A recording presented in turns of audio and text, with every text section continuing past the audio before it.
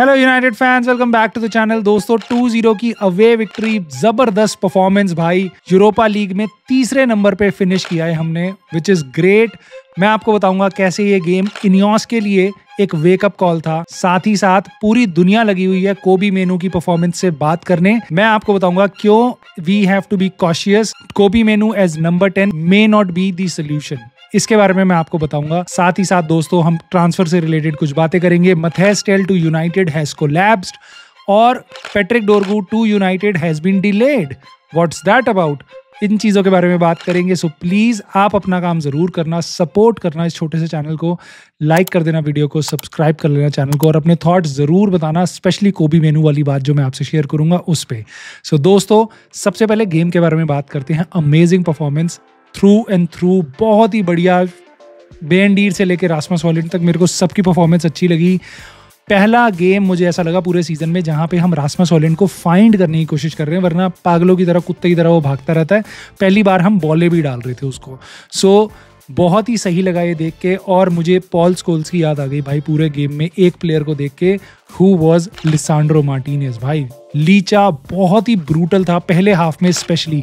क्या in between line passes है यार। इस बंदे के बारे में जितनी बात कम करो ना उतनी ज्यादा है, नहीं ज्यादा करो उतनी कम है। Whatever, you know what I mean. Lisandro Martinez की पासिंग रेंज बहुत फुल डिस्प्ले पे थी आज पूरे गेम में।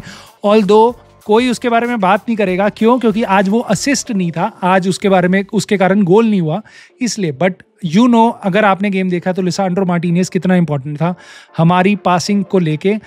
और दोस्तों बाकी सारे प्लेयर्स की परफॉर्मेंसेस भी काफ़ी अच्छी लगी, एरिक्सन की, अमाड डियालो की।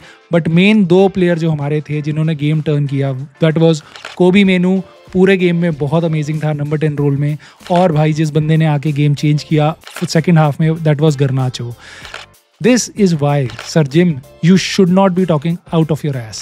Garnacho, Kobe Menu, these are like soul of this club भाई। तुम इनको नहीं हटा सकते, तुम इनको नहीं बेच सकते, ये फीलिंग तुम नहीं ला सकते हमारे अंदर।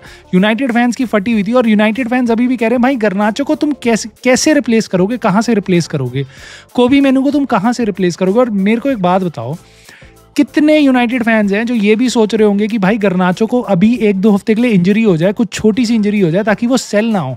ये आलम बना रखा है इनियोस ने डर का, क्योंकि वो हमारे यंगस्टर्स, हमारी सोल बेचना चाह रहे हैं, जिन्होंने आज वापस FA कप में 2 जनों ने गोल मारा, गर्नाचो और मेनू। FA कप फाइनल हमें जिताया, जिसके कारण हम यूरोपा लीग खेल रहे हैं।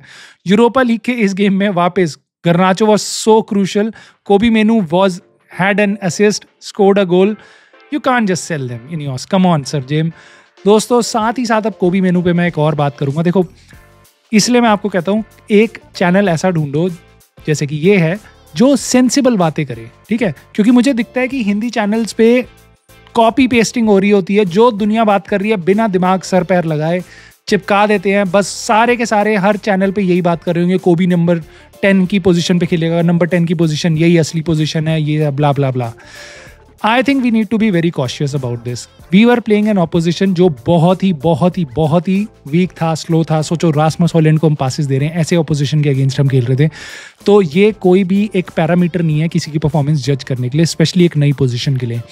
The reason I am telling you कि कोबी मेनू नंबर 10 रोल पे क्यों मेरे को ऐसे क्लिक नहीं करता, मेरे को क्यों लगता है कि यहाँ पे थोड़ा सा गैप है, वो इसलिए कि जब भी मैं नंबर 10 रोल के बारे में देखता हूँ तो I see players like Bruno, I see players like Martin Odegaard, ठीक है, केविन डे ब्रुयना, ये प्लेयर्स अपने पीक पे, मेसन माउंट, ये players, Amad Diallo, those who can do a lot of passing, those who can maybe beat players on their pace, ठीक है, और पूरी टीम को मूव एकदम चेंज कर दे अपने पासे से। यू नो, आप समझ रहे हो मैं क्या बोल रहा हूँ।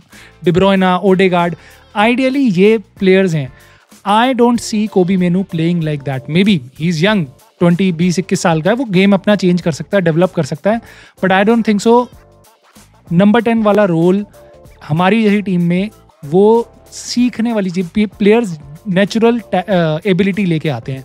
आई see Kobbie Mainoo more of a box to box midfielder जो ज़्यादा रनिंग भी कर सकता है कल को अपने गेम में डेवलप करके, बहुत अच्छा उसका क्लोज कंट्रोल है, सो वो गेम पोजेशन की तरह कर सकता है। I don't see him like the जो एकदम फाइनल पास एक टाइट सिचुएशन में निकाल दे, वैसा प्लेयर मैं नहीं देखता कोबी मेनू को। इट कैन चेंज, बट मैं आपके सामने एक क्वेश्चन ला रहा हूँ। जब पूरी दुनिया बात करिए कोबी मेनू नंबर 10 की ही पोजीशन पे बेस्ट है, ठीक है। I don't know what will happen जब हम फॉर एग्जांपल न्यूकासल अवे खेल रहे हैं, या जब हम किसी लेट से वुल्व्स के अगेंस्ट खेल रहे हैं जिन्होंने 1-0 अप है वुल्व्स और उन्होंने पूरा अपने पास सारे लोगों को बांधा हुआ है, क्या कोबी मेनू वो फाइनल पासेस नंबर 10 वाले रोल में जो रिक्वायरमेंट होती है वो दे सकता है, जैसे कभी कभार ब्रूनो देता है वो सब।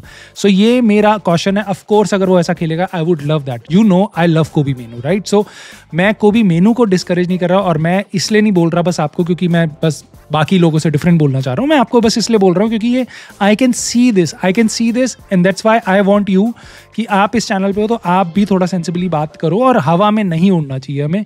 मैं आपको और बताता हूँ, ऐसे एग्जांपल्स देता हूँ दुनिया क्या कर रही है इस टाइम पे। जैसे एडन हेवन जो बहुत ही टैलेंटेड प्लेयर है जिसको हमने साइन किया है, आज की डेट में आप देख रहे होगे सारे चैनल्स पे यही क्लिपिंग चल रही है, कैसे वो अंडर 18 के गेम में बॉल कैरी फॉरवर्ड कर रहा है, कैसे पास दे देता है, कैसे उसने कॉर्नर से कभी गोल मार दिया, ये सब। मैं आपको एक क्लिपिंग दिखाता हूँ, ये वाली।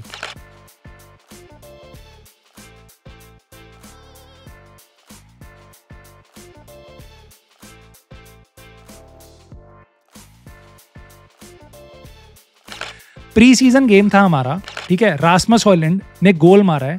ये पता है किस प्लेयर को, किस डिफेंडर को उसने बीट किया है, हैंड्स डाउन, मतलब एक्सप्लॉइट किया है। पहले उसका ऑफसाइड ट्रैप बीट किया, उसके बाद पेस से उसको किल किया, फिर पोजीशन से उसको किल किया, फिर बॉडी लगाई और फिनिश किया। This is Ayden Heaven. Why I am showing you this is because बाकी लोग ये बात नहीं करेंगे, बाकी लोग ये कहेंगे हो ही इज अमेजिंग और फर्स्ट टीम में आ जाएगा, ये सब वो सब।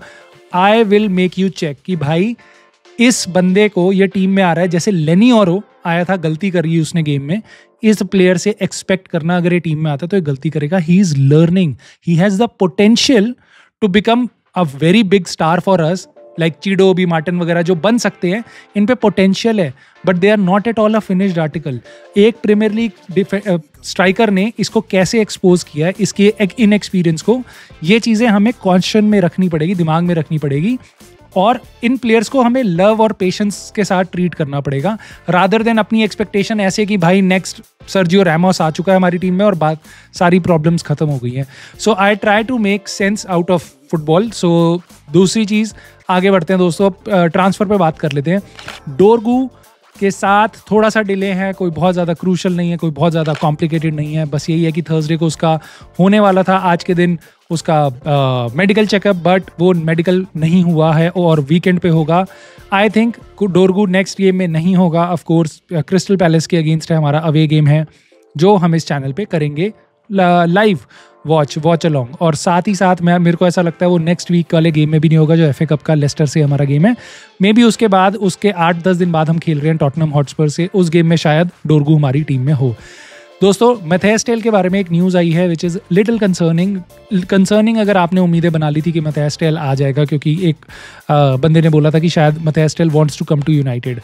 बायर्न म्यूनिख के लिए offer kind of verbal agreement हो चुका है टॉटनहम हॉटस्पर से। टॉटनहम हॉटस्पर कह रही है भैया हमें प्लेयर चाहिए, 60 मिलियन यूरोस तक देने को वो तैयार है। वो कह रही है कि हमें loan with obligation to buy, जो चाहिए वो ले लो, या फिर हमें परमानेंट ट्रांसफर करना है वो कर दो। अब मैथेस टेल ने अगर एग्री कर ली इस डील को तो वो चला जाएगा, बट ऐसा भी हो सकता है मैथेस टेल मना कर दे कि नहीं मुझे ये ट्रॉफी लेस क्लब में नहीं जाना, मेरे को किसी और क्लब में जाना है जहाँ पे मैं जो मेरे को सूट करे, राइट। बट अब ये तो तय हो चुका है कि भैया टॉटनहम ने एक लेवल बेंचमार्क सेट कर दिया है, बायर्न म्यूनिख की एक्सपेक्टेशन सेट कर दी है, जो मे बी शायद पहले 40 मिलियन की डिमांड कर रही थी, अब उसको 61 मिलियन के पास वो लेके जा चुके हैं। अगर इवन इफ मैथेस टेल कहेगा नहीं मुझे दूसरे क्लब में जाना है, तो बायर्न म्यूनिख कहेगी ठीक है चला जा उस क्लब में, तेरे को चूल थी इस क्लब से छोड़ के जाने की, तू उस क्लब में चला जा, बट उस क्लब को बोल कि हमारे को इतना पैसा चाहिए, हमारे को ये मार्केट वैल्यू तेरी ये है, अब ये है। तो अब यूनाइटेड तो वो पैसा कभी भी मैच नहीं कर सकती, ये आप भी जानते हो, और बायर्न म्यूनिख अब ये यहाँ से तो नीचे नहीं जाएगी। तो और बायर्न म्यूनिक ईगर नहीं है। मोर इम्पोर्टेंटली हमारी ऐसी सिचुएशन नहीं है, हम रैशफोर्ड कैसेमीरो को ऑफलोड करना चाह रहे हैं, एंटनी को ऑफलोड करना चाह रहे हैं। बायर्न म्यूनिक को चूल नहीं है, मैथियस टेल को चूल है कि नहीं मुझे जाना है, मुझे खेलना है, तुम्हारी टीम में मैं खेल नहीं पा रहा। सो अगर मैथियस टेल ऐसा क्लब चूज करता है जो उसका ड्रीम क्लब हो, जहाँ वो जाना चाहेगा, सो उस क्लब को बायर्न म्यूनिक की डिमांड्स माननी पड़ेगी। और इसलिए मैं आपको कह रहा हूँ कि Mathys Tel to United collapse हो चुका है बेसिकली, क्योंकि हम इतना पैसा नहीं दे सकते, ये आप भी जानते हो। सो दोस्तों, दिस वाज अ वीडियो जो मैं आपसे ये बातें करना चाह रहा था। सो I'll see you soon in the next video. Please keep supporting the channel. मुझे अपने थॉट ज़रूर बताना, स्पेशली कोबी मेनू वाली बात पे, एडन वाली बात पे, गर्नाचो को सेल करने वाली बात पे। इन पे मैं आपके थॉट्स रियली जानना चाहता हूँ। आपको यहाँ पे मेरी बातों में कोई सेंस दिखाई दे रही है या आपको लग रहा है I am just talking out of my ass? I would want to know that. So please like the video, subscribe to the channel, and I will see you soon in the very next video.